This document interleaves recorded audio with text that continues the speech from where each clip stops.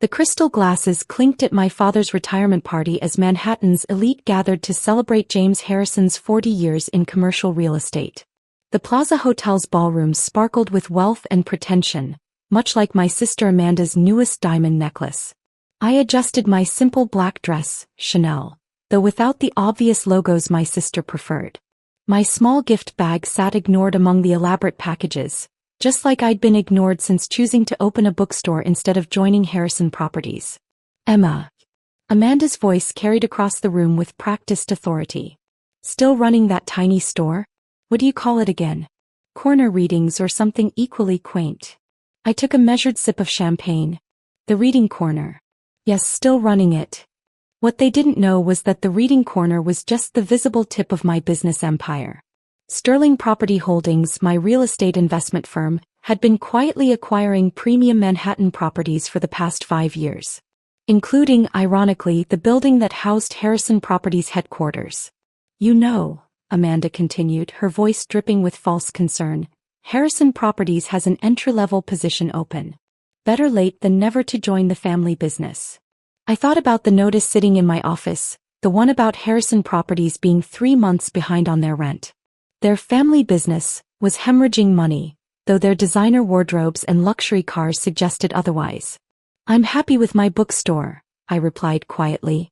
My brother Blake joined us, his new Rolex catching the light. A bookstore in the digital age? Really, Em, it's like you're trying to fail. If they'd bothered to check, they'd know the Reading Corner was one of the most successful independent bookstores in the city. But that was just my passion project. Sterling Property Holdings was my real focus. Not that anyone in my family had ever asked what else I did with my time. How's the new office working out? I asked innocently, knowing exactly how it was working out. As their landlord, I received daily reports about their late payments and maintenance requests. Magnificent. Amanda boasted. Daddy got us an amazing deal on the lease. Top floor of the Sterling building.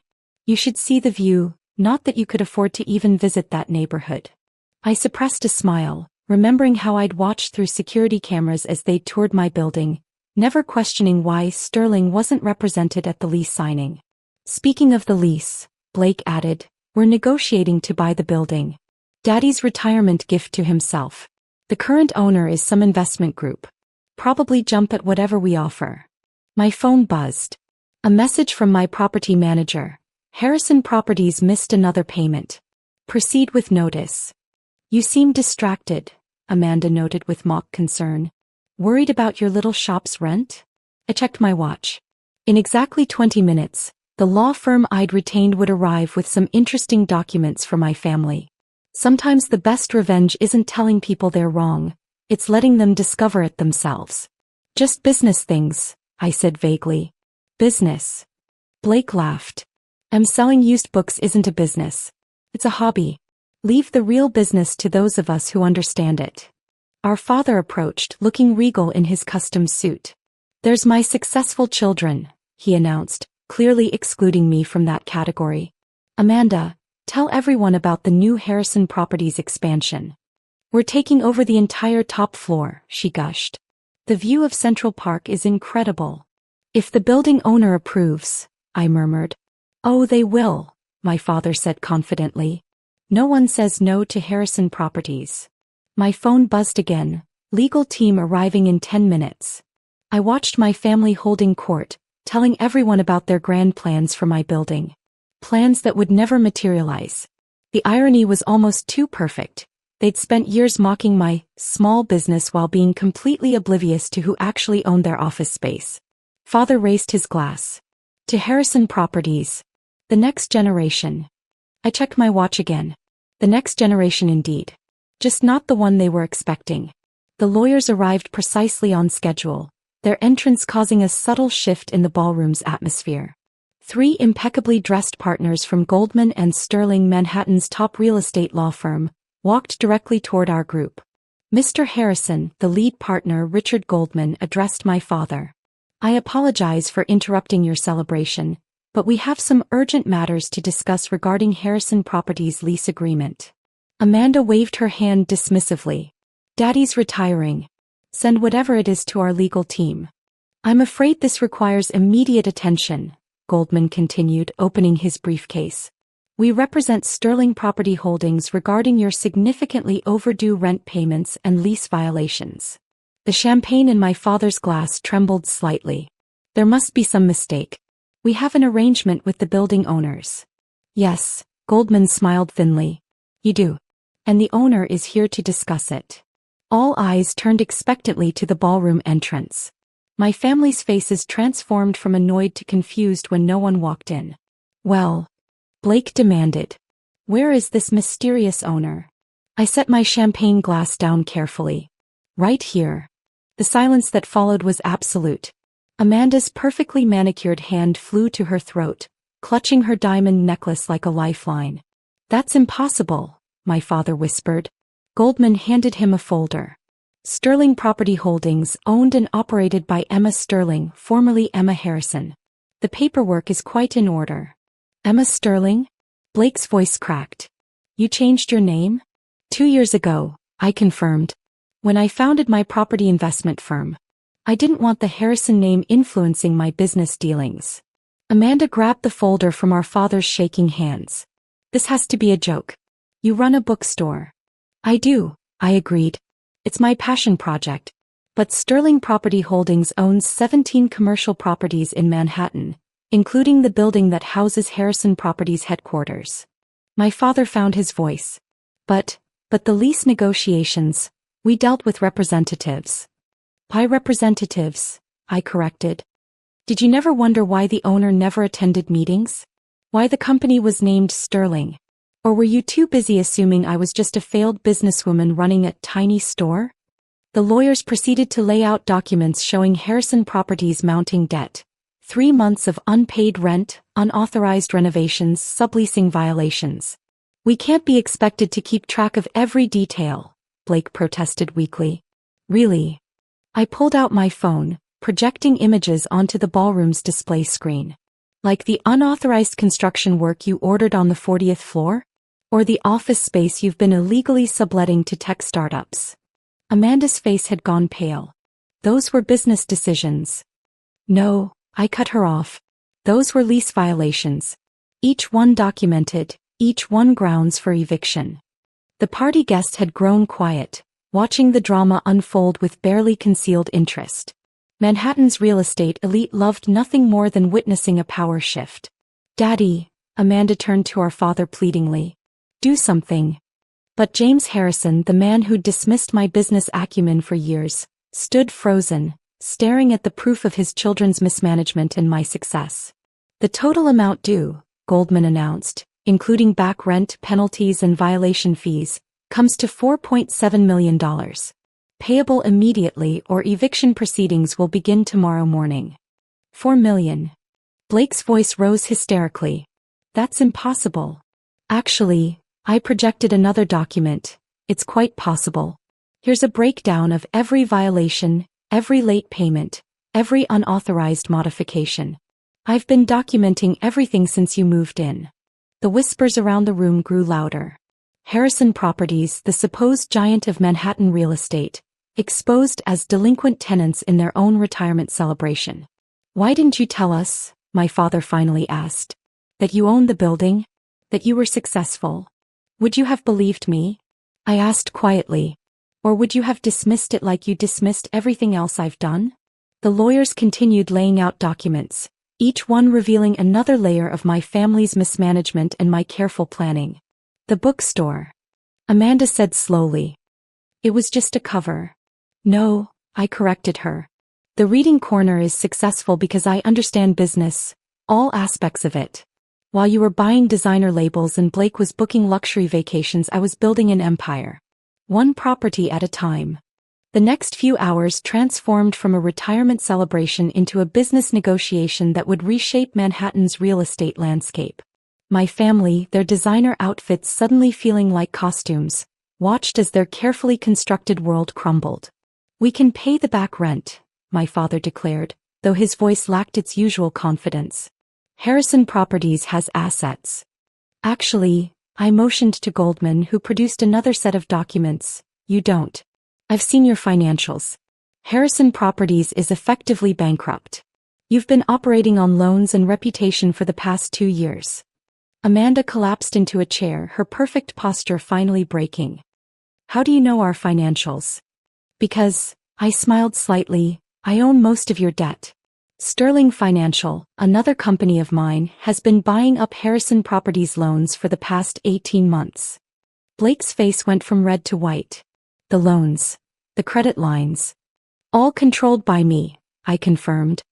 While you were bragging about your business acumen, I was actually learning how to build and run companies. The reading corner was just my first success. Everything else, well, I learned from watching your mistakes. My father stepped forward, his retirement party forgotten. Name your price. For what? For keeping this quiet. For giving us time to restructure. I looked around the ballroom at the people who'd witnessed my humiliation for years. You mean like the time you announced at my college graduation that opening a bookstore was settling for mediocrity? Or when Amanda told the family at Christmas that my business model was quaint and doomed? That was different, Amanda protested. We were trying to help you understand real business. Real business. I projected more figures onto the screen. Sterling Property Holdings. 17 premium Manhattan properties, all profitable. Sterling Financial. $2.3 billion in managed assets. The Reading Corner. Highest grossing independent bookstore in the city. Which part of that isn't real business? The lawyers continued distributing documents. Notices of default, loan recalls, lease terminations. My family's empire was being dismantled piece by piece, all legally, all because of their own mismanagement and arrogance. What do you want? My father finally asked, his voice small. I sat down at what had been their power table, now my ground of negotiation. Harrison Properties will be absorbed into Sterling Holdings. You can keep the name for historical purposes, but control transfers to me. Immediately. You can't just take our company. Blake protested. I'm not taking it, I corrected him. I'm saving it. Your mismanagement has left it virtually worthless. I'm offering to incorporate it into a successful organization mine. My phone buzzed with messages from other party guests. Real estate moguls suddenly interested in doing business with Sterling Holdings, not Harrison Properties. Impressive strategy, Miss Sterling. Let's discuss opportunities. Always knew the Harrisons were overleveraged. Dinner next week. Your property portfolio is remarkable. Partnership potential. Amanda, ever the social climber, noticed the shift in the room. We could work together, she suggested desperately. Co-manage the merged companies. No, I said firmly. You'll all receive minor shareholding positions, non-voting of course. But management, that requires competence. We built this company, my father thundered, finding his old authority. No, I stood slowly. Grandfather built it. You inherited it. And nearly destroyed it with your egos and extravagance. I built something of my own from scratch, while you were all mocking my tiny store. Goldman stepped forward with the final documents. The merger papers are ready. Sign now or we begin bankruptcy proceedings against Harrison Properties tomorrow morning. My family huddled together, whispering frantically, their designer outfits and expensive jewelry suddenly seeming like props in a play that had reached its final act. There's one more thing, I added, pulling out a familiar document. The lease on your personal residences. Amanda's head snapped up. What about our homes? The building you all live in? I bought it last month. And yes, you're behind on that rent too. The whispers in the room grew louder. Manhattan's elite loved nothing more than watching the mighty fall, especially when the fall was orchestrated so perfectly. You'd evict your own family? My father asked incredulously. Like you excluded your own daughter? I countered. Besides, I'm offering you a chance to keep your homes as tenants who actually pay their rent. Consider it more generous than your treatment of me. The next hour was a blur of signatures and legal terms. Harrison Properties, the company my grandfather had founded and my father had nearly ruined, became a subsidiary of Sterling Holdings. My family members became minority shareholders in my empire, their voting rights and management powers stripped away. As the lawyers packed up their documents, Amanda approached me hesitantly. The bookstore. Was it all just a cover? No, I said honestly. The Reading Corner is my passion. It's profitable because I understand both business and books. Something you might have known if you'd ever bothered to visit. And Sterling Holdings? How did you build all this without us knowing? Because you never asked, I replied simply. You were too busy mocking my choices to notice my success. The party guests began to leave, many stopping to give me their cards rather than congratulate my father on his retirement. The power shift was complete and immediate. Blake made one last attempt. We're still family. Are we? I asked quietly. Was we family when you told potential investors to avoid my amateur business ventures? When Amanda spread rumors about my failure to launch? When Dad told everyone I was settling for mediocrity? My father stood alone by his retirement cake looking suddenly old. I never knew, never saw. That was the problem. I gathered my things. You were all so busy looking down on me, you never bothered to look at what I was actually building. As I prepared to leave, Goldman handed me one last document, the updated building directory for the Sterling building. Harrison Properties' name was already being removed from the top floor.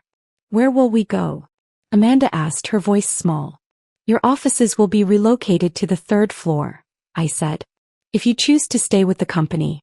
As for your roles, well, I hear the mailroom is hiring. The irony wasn't lost on anyone. They'd spent years telling me to start at the bottom, and now they would have to do exactly that. My phone buzzed one last time, a message from my bookstore manager. Just sold another first edition. Profit margins up 30% this quarter. I smiled, thinking of all the times they'd mocked my tiny store. The store that had funded my first property purchase, launching an empire they'd never seen coming. By the way, I called over my shoulder as I left. Rent's due on the 1st. This time try to pay it on time. Your landlord isn't as forgiving as she used to be.